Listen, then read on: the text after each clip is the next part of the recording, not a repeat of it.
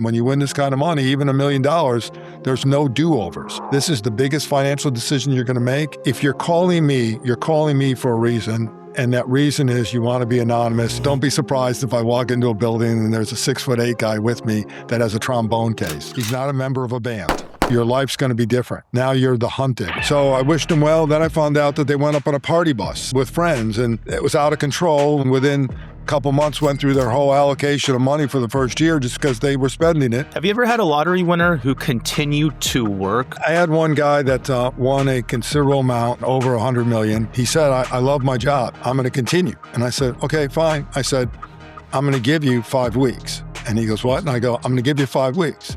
And he goes, what do you mean? I like my job. I said, all of a sudden you get a phone call with them. It's 3 a.m. and they say, Kurt, I'm in Las Vegas. I'm drunk. I'm spending my money all over the place. What do you tell them? How do you get them out of a situation like that? Kurt, let's get right into it. Someone wins the lottery tonight, hundreds of millions of dollars, and they're watching this. What do you want them to hear? What do they need to hear?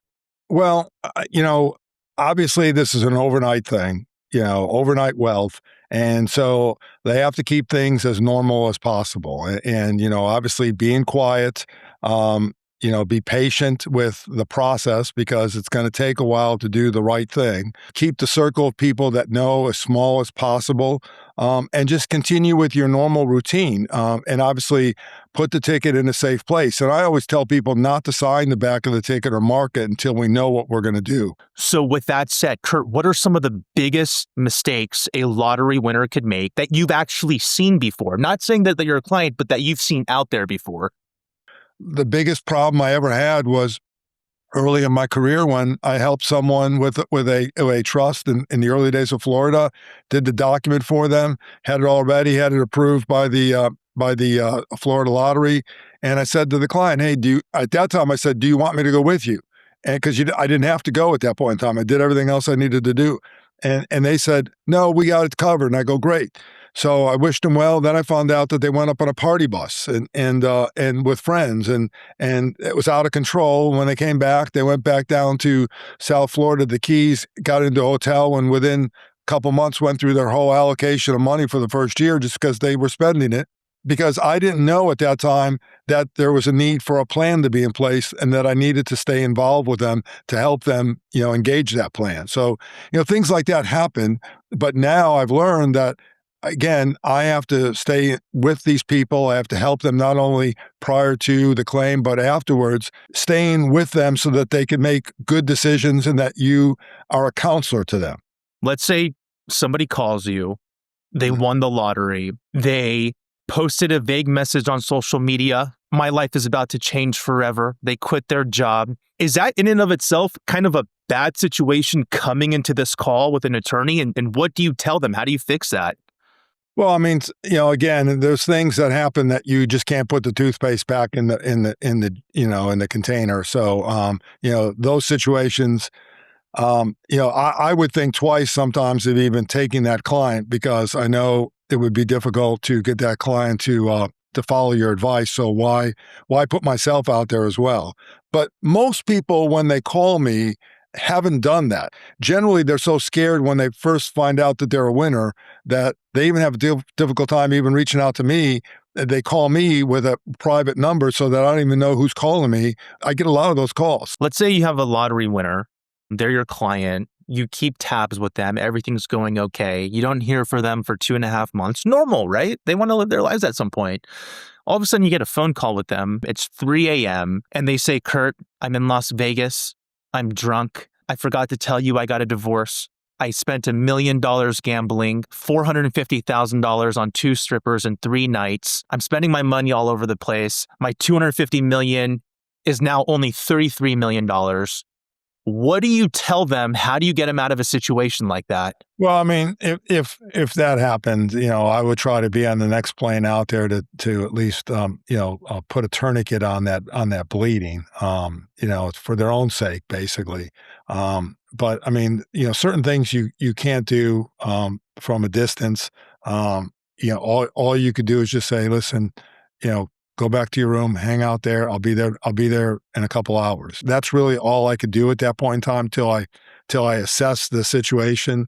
I would probably see, but here's the problem with that scenario. Okay, it could happen, but it won't happen, and the reason that it won't happen is because the people that I work with, the financial people, if they saw something like that happening, they would be on the phone with me immediately saying, "Hey, Kurt, so and so is out in Vegas. He's going through money. We're letting you know," because they'll see it. The financial people that I deal with will see it, and so they'll alert me to it. So I could probably stop it before that stuff happens.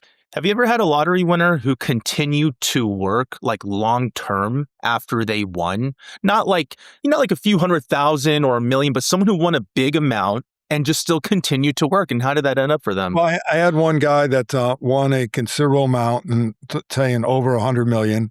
And he said, I love my job. He goes, I just really enjoy it. I love the people I work with. I'm going to continue. And I said, okay, fine. I said, I'm going to give you 5 weeks. And he goes, what? And I go, I'm going to give you 5 weeks.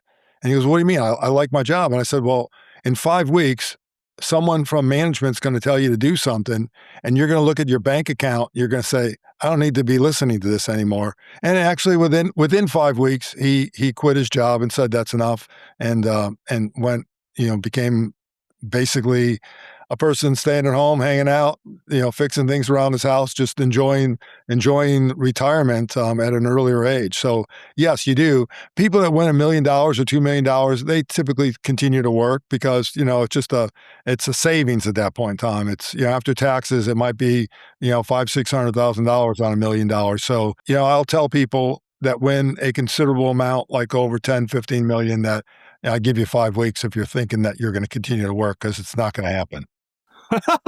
I try not to crack up during your hit there. Would you say that's the record? That's the longest anyone's ever lasted from your personal reaction? Yeah. 5 weeks? Yeah, no more than 5 weeks. People just say, "Hey, I tried, but it's just not going to work." Why am I taking this job away? That's how they generally look at themselves. They go, "I'm taking a job away from someone, so I'm going to quit." Kurt, we have a lot of returning viewers here. We always appreciate it. The metrics show we have a lot of newer viewers too. So if you could subscribe, like, leave a comment, this helps this channel a lot, helps me bring Kurt more often to our channel as well. But Kurt, for newer viewers, if they're just tuning in and they want to know what is that process? What happens when they hire you, and what do you actually do for them?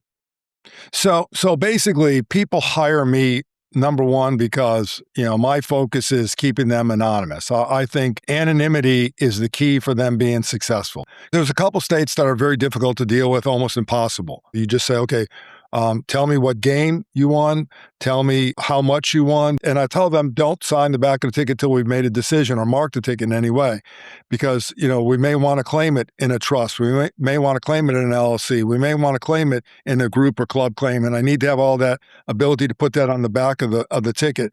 So give me a little bit of time to then go do a deep dive into the state law. And I want to see a copy of the ticket so that I know I'm working with a winner.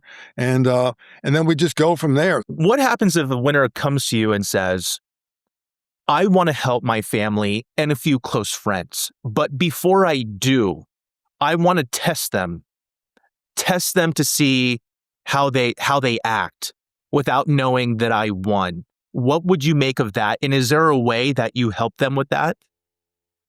Well, I think you always have to find out about family members that you want to help, and before you do anything, because it could look like they're happily married, and then you find out that they're in the middle of a divorce. All kinds of things can happen with siblings.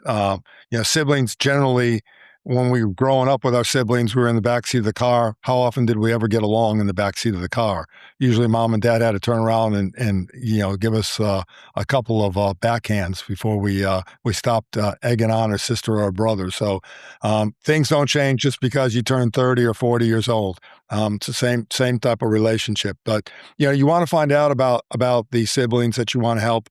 The problem is that for me to do my job the best way, if someone wins a lot of money and they want to help out family members, I don't want to use their exemption, their gift tax exemption, in the form of transferring money to family members after they claim it. I would rather include these people as part of the claim, so that way it's not considered a gift from them, and the client still has their full exemption amount to give to other people, whether it's their own grandchildren or their own children. But it's hard to do that initially because you have to find out about these siblings. Do they have any problems? Do they have any baggage that they're bringing to the table that would cause their 10% to be, a bad thing for them? So, I've had that situation before where I had a client that wanted to give something to his brothers and found out one brother was living separately from his spouse, never said anything about it, and they were in a process of a divorce, but they never got it done. And then the other one was already married and separated from their significant other for well over 12 years and just living apart and never got divorced. So we couldn't help them initially. We had to do it with gifting afterwards because it would take too long to get both of them divorced. What if somebody wants to be like a ghost donator, like help their family without them knowing it's coming from the family member, or help their charities? Is that possible? Checks can be written to people anonymously. You can give someone wealth. That can be done, possibly, using the attorney to do that. But the individual that's making the gift has to report it on a gift tax return. So I can go to my attorney, have my attorney write a check to you and say, hey, this is a check. It'll clear. I can't give you the details of it. Now that may scare you and say, well, wait a minute, why am I getting this? So you'd have to come up with some reason that, hey, I represent a relative. This is what you get. But then you're going to say, well, was it more? Should I have gotten more? And so it makes it difficult with people, but with charities, it's real easy to do.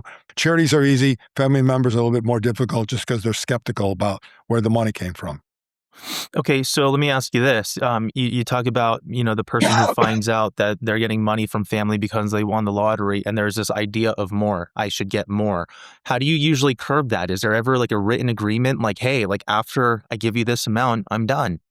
Well, I kind of let the client tell them that. I don't like leaving a documented trail. I'll have the client say, this is it. Or if the client tells me, I'll call them up and say, this is it. You're not getting anything else. There's no reason to have anything in writing for something like that. Leave it undocumented is the best way to go. Okay. It's so interesting that, some of the comments I see, people who say, if I won the lottery, I'm not comfortable giving my family member or, loved one, one big amount.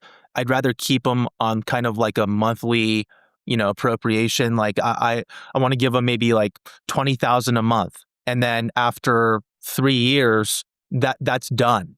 Or sometimes they say every other year, maybe I want to give them $1 million for 5 years, see how they do with it, and then decide for the future.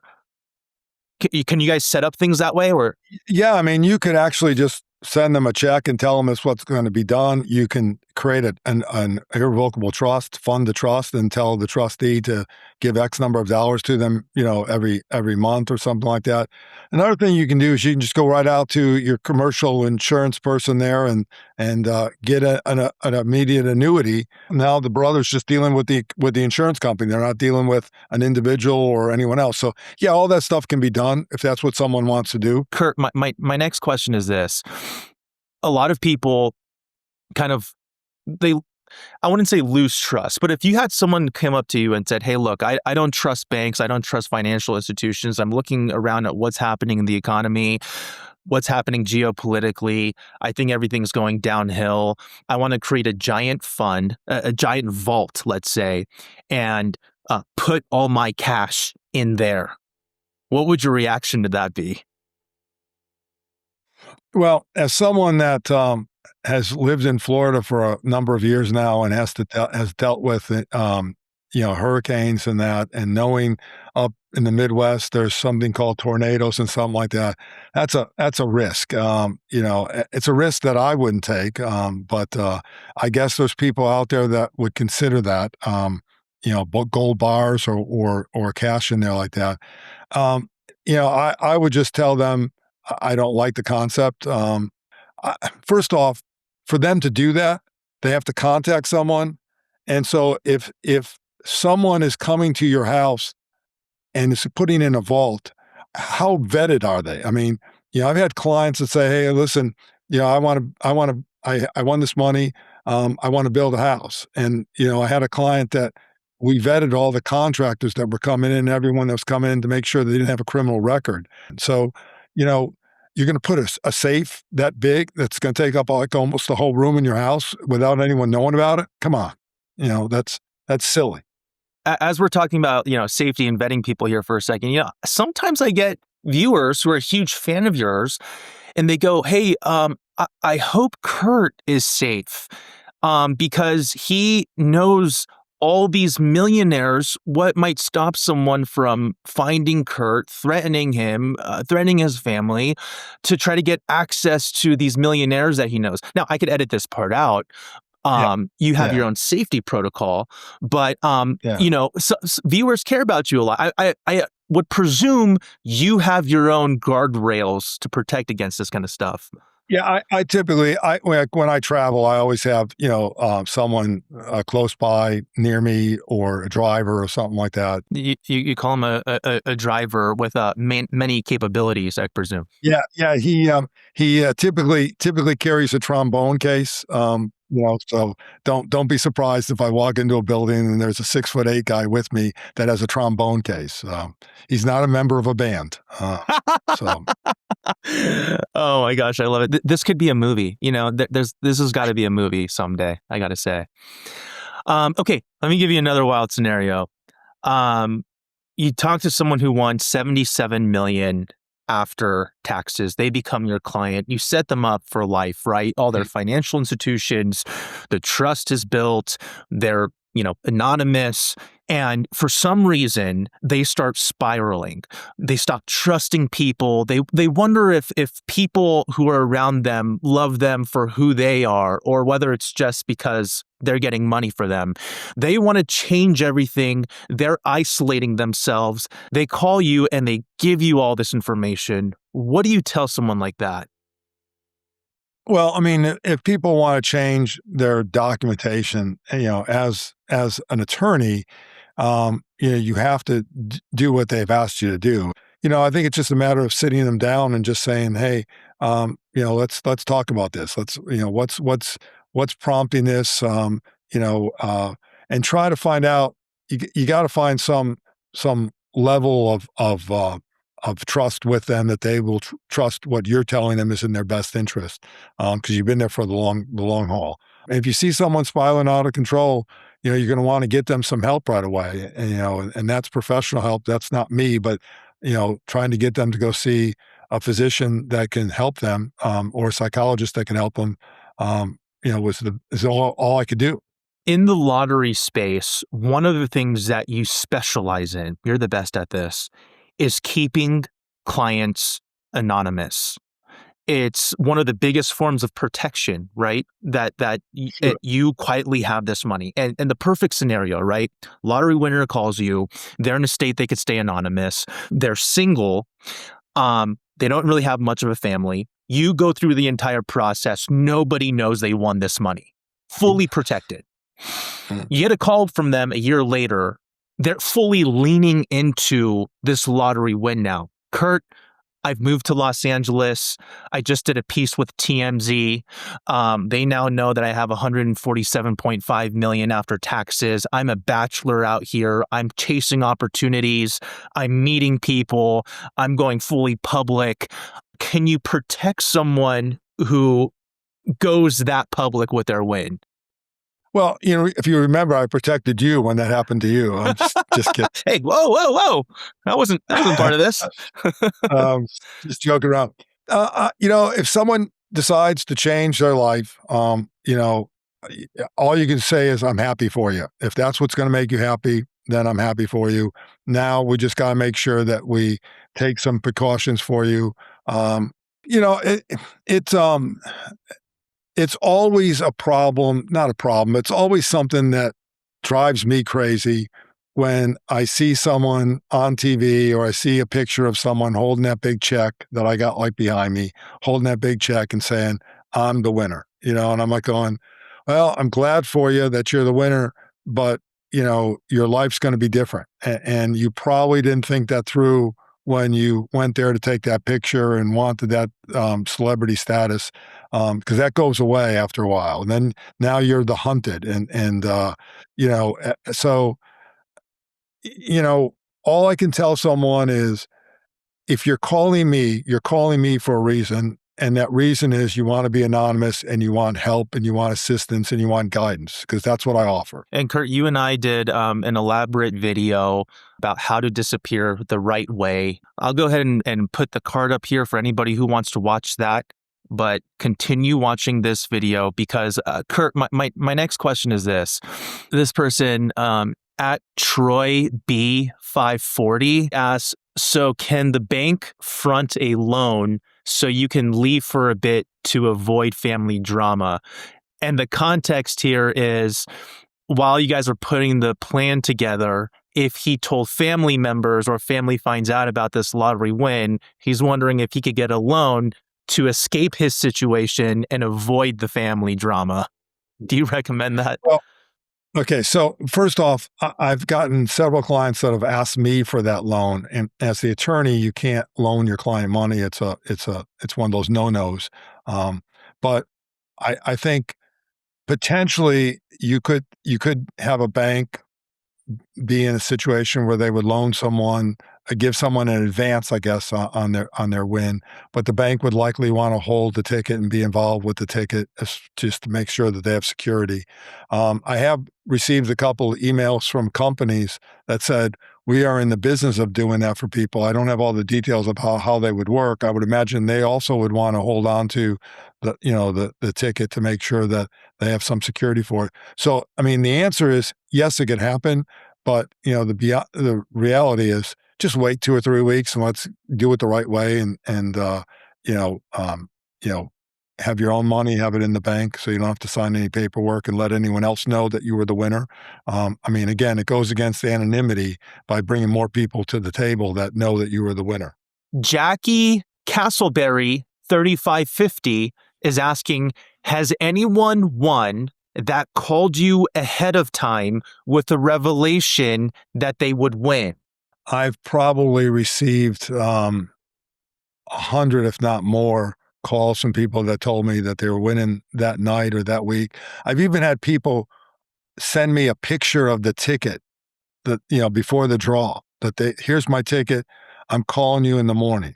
I haven't received any of them that actually won that called me back the next day. It's just, I get a lot of calls of people in advance that they're going to win, or they had this premonition that they're going to win, or this happened that they're going to win, or here's my ticket, I'm going to win tonight. But no one's called me back the next day and said, remember I told you, I just won. That's not happened yet. At Stand Iglis is asking, could someone change their name to something very generic, such as John Smith, and then move to a different address before collecting? Would this help you remain anonymous? I've never thought about that, but obviously if you go through the process of changing your name, that should be fine, but you only have so many days to do it depending on how long that takes. If you formally change your name and you get it done in a timely manner, then on the back of the ticket, you're going to be putting that name because that's what your driver's license and ID are going to show, and your social security card. There's a lot of moving parts in that to get it done. If you live in a state where anonymity is, ability to get it done, why go through all that? Why not just let Kurt do his magic and you can claim it and no one will know and you can have the money a lot sooner. You have that money in your account gaining interest. That's a lot better than waiting until the last minute for the change, formerly known as. Yeah, so that's interesting. If you're in a state that's anonymous, why go through all that? But you're also talking about like the time period, how fast you could do that, because you only have like 6 months to claim a lottery win. So how in many states, yeah, it's 180 days or a year depending on, but it's never longer than a year. So what's the process take for a name change? Gotcha. And then changing your address, right? Purchasing another home. And then it's like, where do you get that money if you can already, right? Because you would have to change your name and then you would have to Yeah, but I can buy a home for someone using a land trust so that no one knows that they own the home, or an LLC can own the home. So that's not the issue. It's just changing your own individual name. At STG_104 is asking whether all of your lottery winners purchased physical tickets. Have any customers ever won using online tickets, or is winning online not possible due to the system automatically processing or filtering the numbers? Online seems to be the trend of the future. That way people can just do Uber Eats with their lottery tickets these days, and have it sent to them. I have had a couple winners that have won online. I don't recommend it because, number one, it's a lot harder to claim. Your name is associated with the ticket already, so now we have to get an assignment form done, and usually that requires a notary. I always tell people, I would rather you go to the store and buy your ticket rather than do it online. People are saying all the time that they won and the ticket got stolen from them. The ticket doesn't get stolen, but it's a lot harder to say that it wasn't a transfer from you to a group, and that should be considered a taxable gift. That's something that the IRS may have a problem with from a tax standpoint if you're trying to share it with other people so you don't have to pay the income taxes on it. Okay, this one's actually really, really interesting. At Mr. LKG721 is asking, what does Kurt see as the way that people win the most? He's seen a lot. So how do I get into a situation where I have to see Kurt? So, I mean, I guess I'll broaden this question now. You have seen so many winners. They call you. What is a commonality between them or their wins? Is there any? Yeah, they're all lucky. I mean, that's basically it. When you think about the odds are against you, they're clearly against you from winning, at least a major amount. So it's good fortune. It's, divine intervention, whatever you want to call it. They're lucky. And, there's no difference between picking your numbers as opposed to taking the quick pick. It's both. I did have one client that had won a second time. And when I saw the ticket, it was a ticket where there were like 10 rows of draws, and all the numbers looked almost the same. And I asked him about it, and he goes, well, I'm a mathematician. I was looking at what was due, and so I just go with these numbers, and they changed like one or two each time. So that way, three of the numbers were the same, and the last two or three were just a little bit different. So he looked at it as a mathematical gesture about how he was going to do it. Kind of back to the cash. Sometimes I see viewers ask, okay, look, a lot of major banks, their FDIC, they insure up to, $250,000. If I, after taxes, won $270 million, where do they put that money? How could it work for them? Yeah, well, you're not putting it into a bank account. You're putting it into, a brokerage situation where there is, insurances for the full amount. It's not like, so it's SIPC. It's not like setting up a CD at a bank. This is an investment group which has insurance for the whole amount. So you're not really worried about it. You just have to make sure that your investment advisor knows what they're doing. Okay, let's get into the lump sum versus annuity a little bit, because typically from the interviews I've done with you, usually you would say lump sum, right? In 2026, is that still mostly the case, or are you sometimes thinking maybe annuity might not be a bad idea here? Well, I mean, in 9 out of 10 cases, and I'll go through the 10th case, but 9 out of 10 cases, you're going to take the lump sum. If you take that lump sum and you pay the taxes and you do like a grid for the client so they could see it, you're basically going to see that at that 10 to 12 year mark, you'll be making more money than the annuity amount. Plus, you'll have the money in the bank or in the investment group that's there for you. So the only time I would really say, hey, take the annuity is number one, if I have a younger person that wins a game for life, okay, then I might say, hey, listen, instead of taking the lump sum amount, take the life payments because it's better for you. But also, if I get someone who says to me, Kurt, I know you have investment people for me. I know they're going to give me advice, but I'll just spend the money. I'm just a spendthrift. It doesn't matter. I'll get to it. Then I might say, well, it might be a good idea to take the annuity just for your own protection. But, the general rule is you're going to do much better taking the lump sum, paying the taxes, getting it out of the way, because number one, you're not going to have to worry about income tax rates going up. Number two, if you get an annuity for 30 years, you get the first payment, you got 29 more payments. The first question I have is, do you think you can stay anonymous with more people finding out that I have to do this annuity check every year that work for the state government, that something can get out, some mistake can be made?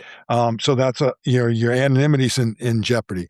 And then number three is, do you want to go through the same emotional trauma that you're going through right now about, oh, I won, what do I do? 29 more times while you're waiting for this check to come in from the state, wondering if the state and the government's going to be even have the money to pay you, because some states have difficulty these days with their budget. So if someone wins something for life, that's a different story, because then you never can tell how long they're going to live. They give you a guarantee of at least 20 years in most cases.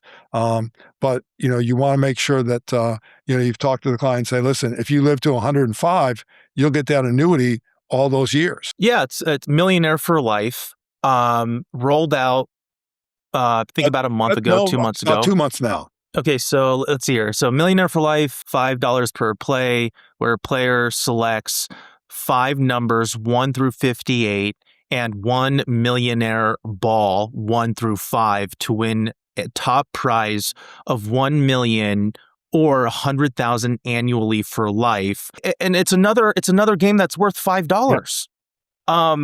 Another national lottery game going from, I think, $1 or $2 to $5. What is this Millionaire for Life game about? How does it work? 5 is the new 2. It's obviously the state lotteries are saying, hey, we need to be a little bit more profitable. We have an opportunity here. It's just a gambling thing. People will pay it. So I think they've gone with any of these new games to increase the price of them. That's why you'll see in a lot of states that have scratch-off tickets now, they're getting $50 tickets and higher, but every state has a $50 ticket these days. And that's something that they can control. The state can control that. This new Millionaire for Life, that's a draw game every single day. Every single day, they're offering this $1 million for life. I mean, we've run this game now for two months, basically. There's never been a $1 million winner yet. There hasn't been a $100,000 a year winner, the second prize yet. That hasn't come out either yet. So if there's 2 winners, they divide the $1 million. So it's not like they're giving out more than that. Well, do we know the amounts for that? For the lumps, like taking the lump sum versus $18 million. You get $18 million up front, 37% for federal tax, and then 5%, let's say, for a state tax. So you're losing 42%. So you got 58% afterwards. That's a little over $10 million, $10,500,000. I put $10,500,000 in the bank and invest it properly. I get 4% return. That's $420,000 a year.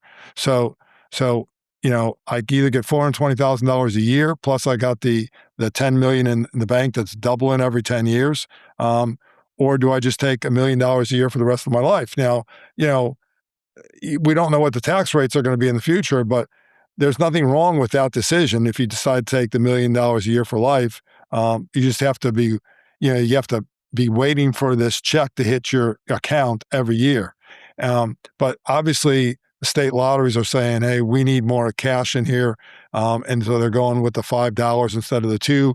And then you got your big states that sell a lot of lotteries and have a lot of winners that are saying, we're not going to participate in that because we have other games that we would rather see our customers play, that all the money stays with us rather than a fraction of it. This is the second national lottery game to go up to $5. Is this to fight jackpot fatigue? Is it to create another product that is unique and to differentiate from the rest of the games? What do you make of this?